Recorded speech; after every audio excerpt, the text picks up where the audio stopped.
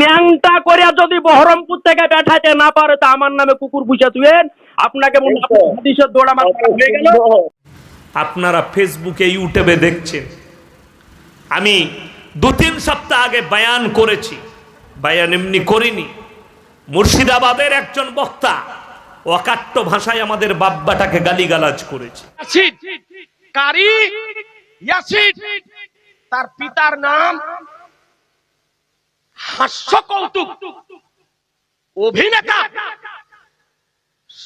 শওকত আলী বর্ধমান। ওর বাপের কি আমি চাকর আছি? জি, পুলিশ প্রশাসনের পারমিশন আমি করব। তার নাম হচ্ছে মুফতি জুবের। আমি তাকে চিনি না ভালো করে, যাই হোক তিনি গালিগালাজ করেছেন, তার ইচ্ছা গেছে। আমি খালি একটা ভাষা বলেছি, আলা হযরত বলা যাবে না আহমদ রাজা খান বেরেলভিকে। জি, আলা হযরত মাওলানা আহমদ রাজাকে আলা হযরত বলা হলো নাজায়েজ, একেবারে নাজায়েজ। কয়েকশো মৌলবি ফোন করে গালিগালাজ করেছে। ন্যাংটা করে যদি বহরমপুর থেকে পাঠাতে না পারে তা আমার নামে কুকুর বুঝে তুলেন আপনাকে হাদিসের দৌড়া মারা হয়ে গেল। ভালো থাকবেন, বাপেরা নাটক শুনে মানুষের কাছে পয়সা ইনকাম করবেন। আমার চ্যালেঞ্জকে অ্যাকসেপ্ট করেছে। আজকে 22 তারিখ, আমি বলেছিলাম 26 তারিখে ভাকুড়ি মসজিদে বসবো। তো আজকের আলহামদুলিল্লাহ সোশ্যাল মিডিয়াতে 22 তারিখ 22 মে 2023 আমি আহমদ রাজা সামদানি রেজা দারুল ইফতা সোসাইটির পক্ষ থেকে আমার দেওয়া নির্ধারিত সময় আমরা উপস্থিত হয়েছি। 22 তারিখে এসে বলছে মৌলবি ইয়াসিন আয়া নেই, এবং তার পছন্দনীয় জায়গা ভাকুড়ি মসজিদে উনি বলেছিলেন 22 তারিখ আসার জন্য। আমরা সকলে যথাসময়ে তার জায়গাতে এসে আমরা হাজির হয়ে গেছি। এখন পর্যন্ত তার কোনো খবর নেই, বেপাত্তা, সে উপস্থিত হয়নি, হাজির হয়নি, সে আসেনি, সে ভয় খেয়ে গেছে, সে হেরে গেছে। আহলে সুন্নাতের জয় সর্বত্র হবে ইনশাআল্লাহ। আসসালামু আলাইকুম। তোমার জানা নাই যে হেরে যায় তারই আল্লাহ জিত দেয়, জিতে কোনোদিন না, জিতে যাই না। নবীজি সাল্লাল্লাহু আলাইহি ওয়াসাল্লাম তায়েফের মাটিতে রক্তাক্ত করেছিল বেঈমান কাফেররা, কুফফারে মক্কা। নবীজি জিতেছিলেন, কিন্তু তিনি প্রথমে তার কথার উপরে দাঁড়িয়ে না থাকতে পেরে কথাকে চেঞ্জ করে তিনি নবীজিকে মক্কা ছাড়তে হয়েছিল। বেঈমান কাফেররা বাধ্য করেছিল, নবীজি মক্কা ছেড়ে গেছেন। আল্লাহ আবার মক্কা বিজয় করিয়েছেন, জোরে বলুন সুবহানাল্লাহ। নবীজির কাছে আল্লাহ ওয়াদা করেছিলেন, তুমি চলে যাও মক্কা ছেড়ে হিজরত করে, আমি যেদিনে মক্কায় ফিরাবো তুমি হবে মক্কার বাদশাহ। ফাঁকা মাঠে গোল সবাই দিতে পারে, ঠিক কিনা? কেউ নাই, তুমি গোল মেরে দিলে দিয়ে বলে আমি জিতে গেছি। লানাতুল্লাহি আল কাযিবিন। একজন আলিম হয়ে এত বড় মিথ্যা কথা বলে যে 26 তারিখও তার আজকে পার হয়ে যাচ্ছে, আমরা বাজাপা আমার সাথে উপস্থিত আছি। তুমি ওটার নাম তো গোল নয়, ওটার নাম ফাঁকা মাঠে গোল। ময়দানে প্লেয়ার থাকতে হবে না সামনেওয়ালা। তুমি কার সামনে গোল দিচ্ছ? কেউ নাই ভাকুড়ি মসজিদে, উনি একা সাঙ্গ ফাঙ্গ নিয়ে চলে এসছে। বসবো কি? বসো। বসার আগে বিশ্বাস করুন আমি প্রমাণ দেবো না, আমার কাছে মোবাইলে রেকর্ডিং আছে। যদি ছাড়ি মুসলমানের ওপরে থুপ ফেলবে। ভারতে মুসলমানের অবস্থা খুব নাজুক। এত অকাট্য ভাষায় তার চেলা চম্পটরা গাল দিয়েছে। ওলির বিরুদ্ধে যদি কথা বলো তুমি রেকর্ডিং করে তোমার টুটি ছিঁড়ে দেবো আমি। আহমদ রাজা সামদানি, গোলাম সামদানি সাহেবের ছেলে, তার চেলা চম্পটকে দিয়ে গাল দিয়া করিয়েছে। তুমি ডাইরেক্ট আমার সাথে কথা বলো বাপের বেটা হলে, আমি সবার ইচ্ছাতে। আমাকে ফোন করবেন, আমার পিএ ফোন তুলে না, আমার চেলা চম্পট ফোন তুলবে না। তুকারি করে আমার বাপকে বলেছে শওকতের বেটা ইয়াসিন শোন। তো আমি জানতাম না যে এই মৌলবীদের ভাষা এরকম। তো আমি মৌলবি শওকতের বেটা নিজে ফোন তুলি, কেউ প্রশ্ন করলে উত্তর দিই, না জানা থাকলে বলে দিই, জেনে বলবো। চেলা চম্পট ফোন তুলবে না। কষ্টের বিষয় একটাই, মুনাজারা। শোনো, আমি বলেছি কোরআন আর হাদিসে 6টা হাদিসের কিতাব এবং কোরআন থেকে দলিল দিতে হবে। বলছে কোরআন শরীফ আর 6খানা হাদিস কাগজে লেখা থাকবে। কোরআন শরীফ তাফসীর আর 6খানা হাদিস থেকে প্রমাণ করতে হবে আলা হযরত বলা, আজকে বলেছে।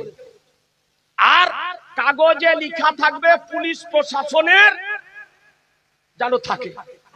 আমরা নামাজের সময় বলি না, সিজদায় কি বলি? সকলে বলুন, সুবহানা রব্বিয়াল আলা।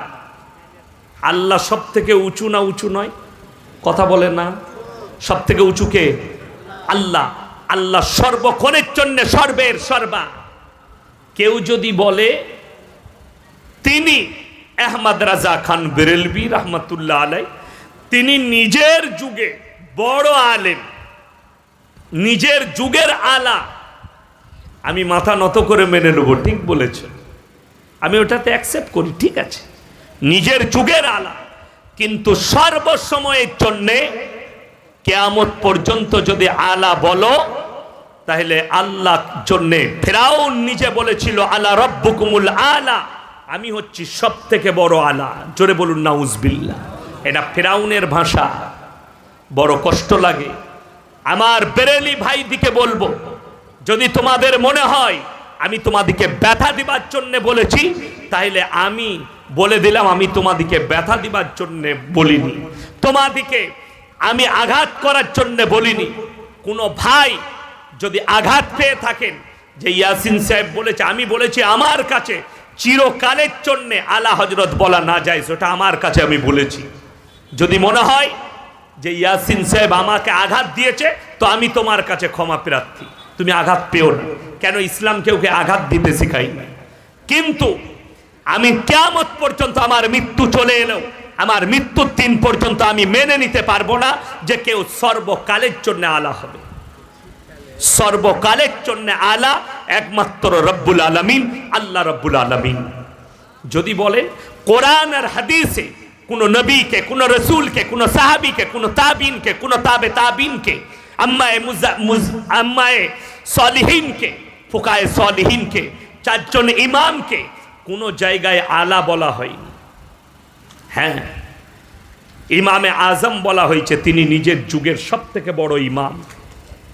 বলো, অসুবিধা নেই। আলা হযরত নিজের যুগের সব থেকে বড় ইমাম, সব থেকে বড় আলেম, আমি মাথা নত করে মেনে নেবো, ঠিক আছে, নিজের যুগের। আমি তাকে চিনি না, আমার জন্ম হয়নি, আমার বাপের জন্ম হয়েছিল নাকি সেটাও জানি না। তিনি যে যুগে ছিলেন 100% সেই যুগের বড় আলেম। তা বলে এটা নয় ধরেলেন আমার মুখ দিয়ে একটা রং কথা বেরিয়ে গেল, আমাকে মা বোন তুলে গাল দিবেন? কথা বলেন না। বর্তমানের এক মূর্খ মৌলবি, নুরুল আরিফিন নাম, সে বলেছে আমি প্রুফ করাবো তোমরা বাপ বেটা মুসলমান নয়। তুমি একটা কাফের, তুমি মাওলানা মহাসিন একটা কাফের। আমি বললাম আলহামদুলিল্লাহ, এটা তো পশ্চিম বাংলার লোক দেখছে, তোমাদের ভাষা, তোমাদের আকীদা, তোমাদের আখলাক আমি গালি দিতে পারবো না, আমি খালি দোয়া করবো আল্লাহ তোমাদেরকে হিদায়াত দেয়। মালদার একটা মৌলবি ভয়েস করে এতগুলো গালি দিয়েছে মা বোন তুলে, এদিকে আলেমের সার্টিফিকেট যে দিয়েছে তাও সেও একটা মূর্খ। গালি কেন দিবে? হাদিস কোরআন দিয়ে পারবে না, গালি দেবে? বোকাচোদার মতো কথা বলে দিচ্ছেন আপনি।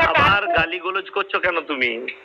যারা ভাষা খারাপ করে, যারা মা বোন তুলে গাল দেয়, তাদের সঙ্গে মুনাজারাই বসা যায়।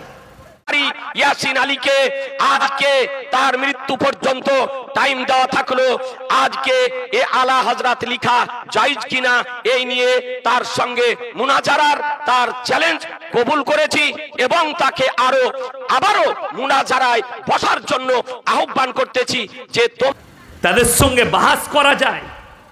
তারা তো বাহাসে বসে আমার মাকে উদ্ধার করে দিবে, তারা আমার বোনকে উদ্ধার করে দিবে ফোনেতে যদি গালি দেয়। শোনো, তুমি যদি মনে করো, আর যারা মনে করছো তার চেলা চম্পটরা, ইয়াসিন সাহেব হেরে গেছে, আলহামদুলিল্লাহ আমি হেরেছি, কিন্তু আল্লাহ আমাকে জিত দিয়েছে। বেলডাঙ্গার মানুষ চিনে আমি কিরকম আলেম, সরুলিয়া জালিলিয়ার মাদ্রাসা শিক্ষকরা জানে, মৌলবি শওকতকে গোটা মুর্শিদাবাদের মানুষ চিনে, ইয়াসিন সাহেব আর শওকত সাহেবকে আমরা কাফের কি না, তোমরা কাফের ফতোয়া দিয়েছো। কাকে বলছো? আপনি কাফের? কাফের আপনি? তুমি কোন হিসাবে কাফের বলছো? কাফের কাকে বলা যায়? আমার বেরেলি ভাই দিকে বলবো, আমি তোমাদিকে আঘাত দিইনি, আঘাত পাবার কিছুই নেই। যদি এটাই হয় আঘাত পেয়ে থাকো তাহলে আমি ক্ষমা প্রার্থী তোমাদের কাছে, কিন্তু তার বদলে তোমরা মা বোন তুলে গাল দিবে, এটা তো শোভা পাই না। তার বদলে তোমাদের মৌলবীদের আখলাক চরিত্র স্টেজে চেপি যদি একজন আমাকে মন্না, খুব ভদ্র ভাষায় কথা বললেন যে মন্না এইভাবে আঘাত করবেন না, আমি আপনাদিকে বলে যাচ্ছি মুর্শিদাবাদের মাটি থেকে হিন্দুস্তানের ভেতরে যতগুলো বেরেলি বক্তা বায়ান করে স্টেজে চেপি দেওবন্দিরা কাফের, আহলে হাদিসরা কাফের, সবাই কাফের, খালি উনারা জান্নাতি। এই কি সেই বক্তা না অন্য বক্তা আমি জানি না, আবারও ফতোয়া দিলাম সে কাফের হয়ে। আল্লাহর রওজা শরীফকে রওজা বলা যাবে না, যে বলবে সেও কাফের। এটা যে বলছে সে বেঈমান হয়ে গেছে, কাফের হয়ে গেছে, তার জুতা দিয়া পিটান। এটা হচ্ছে উনাদের ফতোয়া। আমার ভাই, এই ধরনের ফতোয়া দিও না। তুমিও জান্নাতে যেতে পারো, আমিও যেতে পারি। তুমিও কাফের না হতে পারো, আমিও কাফের না হতে পারি।